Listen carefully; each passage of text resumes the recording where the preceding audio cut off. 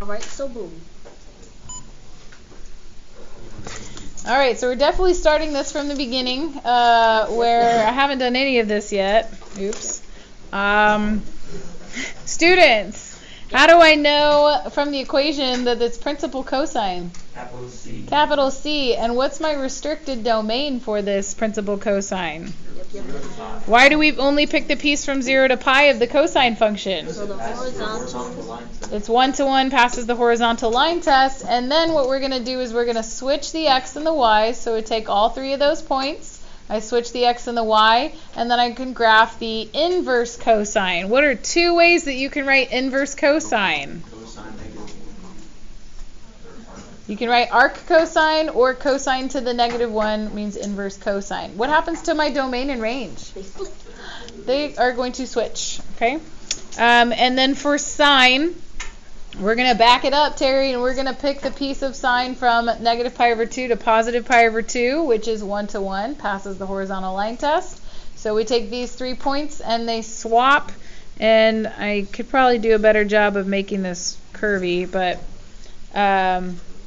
this is what my, let's highlight this, inverse sine or arc sine, and my domain and range are going to swap. Okay. We have one more left. We're going to do our inverse tangent, and we're only going to look at those main 3 today. We'll talk about the reciprocal functions later. But before I draw this, can anybody tell me how much of the tangent function is 1-to-1? Gotta put some stress on it, Connie. I don't know. Is all of it? All of it meaning. No, tangent is not 1-to-1. It fails it every time. Wait, for the horizontal thing? That's what I was looking for. The whole one period. One period is 1-to-1? Yeah. Yes, one period is 1-to-1. The whole function itself it repeats, so it's not 1-to-1. But one of the periods is. So we're just going to draw the normal period that we usually draw for tangent. Put x in the middle and put y in the middle. Put x and y in the middle. Where are the asymptotes for this period of tangent that I'm used to drawing? 2 pi.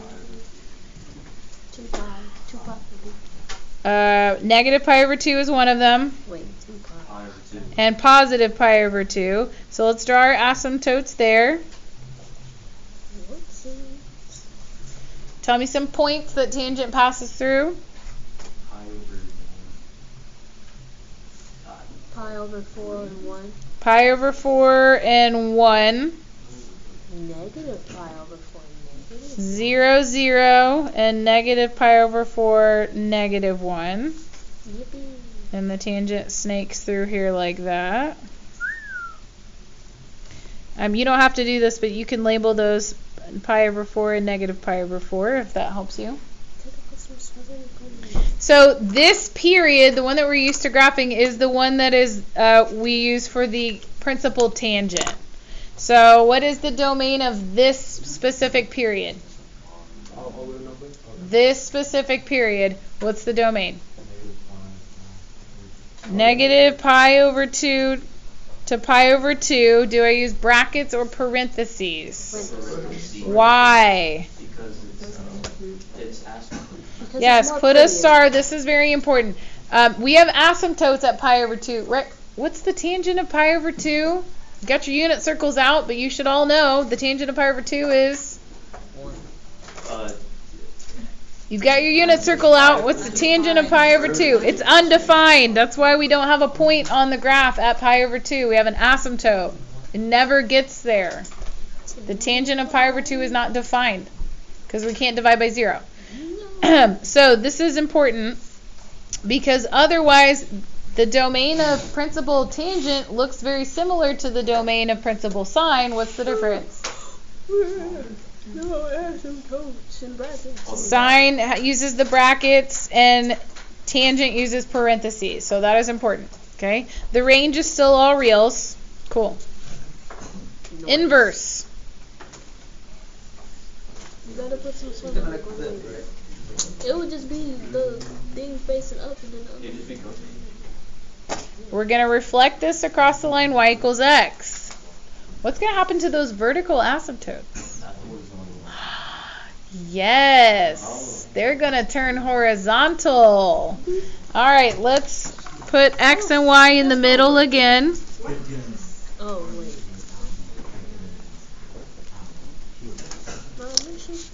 X, y.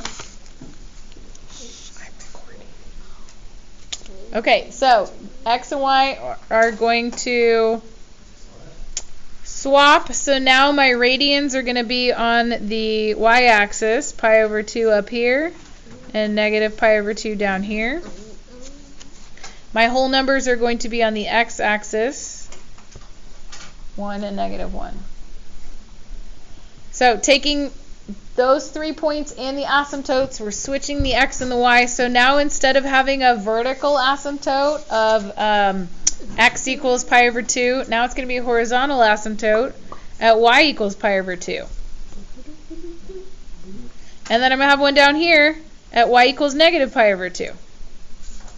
So, like, is it going like this? Oof. Let's see. 0, 0, 0, 0. Pi over 4, 1 is now going to go to 1 pi over 4. And negative pi over 4, negative 1 is going to negative 1, negative pi over 4. So it's going to snake through there. Remember, the concavity is going to flip. So instead of being concave down, concave up, it's going to be concave up and then concave down. Beautiful. Got to put some sauce on the carne. So we can call that inverse tan or arctan. I'm recording a video. Hold on now. Sorry, YouTube fans. Please like and subscribe, even if people belch in my class or sing random songs. All right, so. Oh, God. Gesundheit. So now the domain is all reals. That's weird. The domain is all reals. And the range is going from negative pi over 2 to positive pi over 2. Parentheses. Just a beautiful sneeze. Okay, now, because of these restrictions, we're going to be working inverse trig problems, where instead of me telling you an angle, like, hey, what's the sine of pi over 4? What is it? What's the sine of pi over 4? I don't know. That's why I asked everyone to get out their pink unit circles so that you can answer my questions. What's the sine of pi over 4? Square root of 2 over 2. Square root of 2 over 2. So instead of asking you that, I'm going to say, hey, what angle has a sine of pi over 2? 45. And you're going to say pi over 4 has a sine of square root of 2 over 2. But so does 3 pi over 4. And so does. They have the same sign. No, not down here because those are negative. But so does 9 pi over 4. 9 pi over 4. And 11 pi over 4. So as you can see, this would be kind of awkward if I ask you, hey, what angle has this sine? And they're an infinite number. Ho, ho, ho. What we're going to do is we're going to restrict our answers to only be on this interval. I'm going to start twitching. Okay? Flip your blue paper over to your inverse circle. On the back, it looks like the regular unit circle, but this is the inverse circle. We're going to have quizzes over this? It's the same as the unit circle, but we're going to just make a few changes, okay? First of all, I want you to label all the special angles to pi. So we got pi over 6, pi over 4, pi over 3, pi over 2, trisect and then bisect, 2 pi over 3, 3 pi over 4, 5 pi over 6, and pi. Okay. Now, why am I stopping at pi? Well, if you look back on the front, for inverse cosine, for principal cosine, we're restricting our angles only to 0 to pi, because if we go outside of that, our function's not 1 to 1 anymore. So when you're taking inverse cosine, your answer has to be an angle between 0 and pi. That's only the top of the circle. So we're going to use the top half of the circle for inverse cosine. And I want you to write inverse cosine in quadrants 1 and 2. Are we using the bottom half for sine? Not quite. Oh, okay. Okay. Are we using... So it says inverse, Quadrant we're going one to and use, okay, just listen. We're going to use quadrant 1 and quadrant 2 for inverse cosine, because again, you look at where we restricted it. Inverse cosine is restricted from 0 to pi. So you can only tell me an angle on the top of the circle from 0 to pi. Even though there are a lot of other angles that may share that same cosine value, but I want everyone in here to have the same answer. So we're going to pick from just the top of the circle. Okay? Now, for sine, how is our function restricted? The quadrants 1 and... From what to what? From negative pi over 2 to pi over 2. Okay, we know pi over 2 is here. Where's negative pi over 2? Everybody point with your finger in the air. Where is negative pi over 2? It's straight down. So instead of putting 3 pi over 2, we're going to now call this negative pi over 2.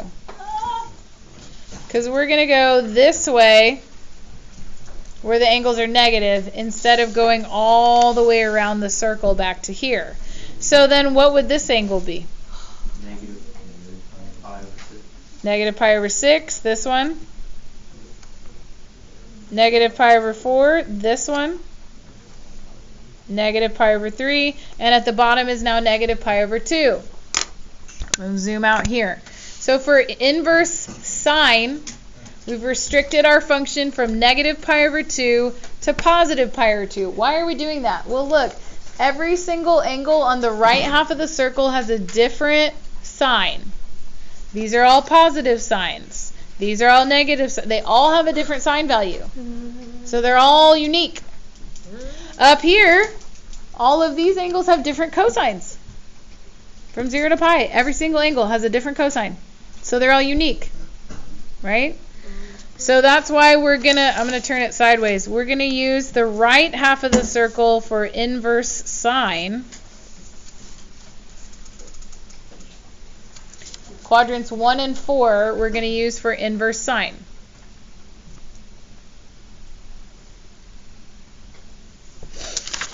Okay.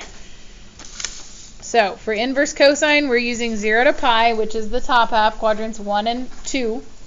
For inverse sine, we're going from negative pi over 2. Remember, we backed it up. We're going from negative pi over 2 to positive pi over 2, which is the right half of the circle, quadrants 1 and 4. Which half am I going to use for tan? All of it. Which half of the circle or which quadrants would I use for inverse tangent? What? I didn't say 1 and 5. Did you say 1 and 5? 1 and 5. We're going to use 1 and 5. That's the right half of the circle. We're going also from negative pi over 2 to positive pi over 2. So let's add that. Inverse tangent. Inverse tangent. Why am I looking good? I turned it sideways. I did too. Oh, okay. Oh, it's like that. So, you can only use this half of the circle for inverse tangent values. So we use NH on both sides. Ooh. What was that? Oh yeah, it's pi over 2 like that. I thought it said NH like that. Oh, no, that's pi over 2, negative pi over 2.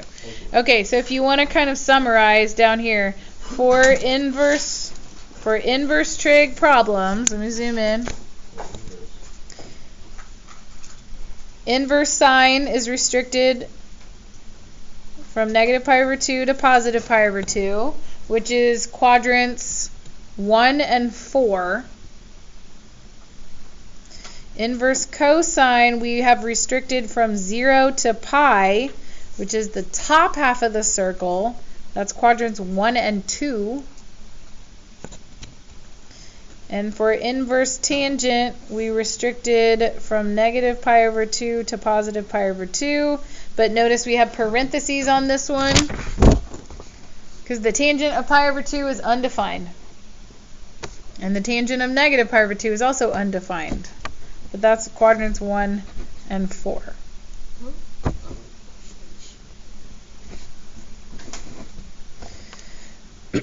Okay, we're going to do a couple of problems. So if you go back to your notebook, we're going to do some inverse trig problems so you know what I'm talking about.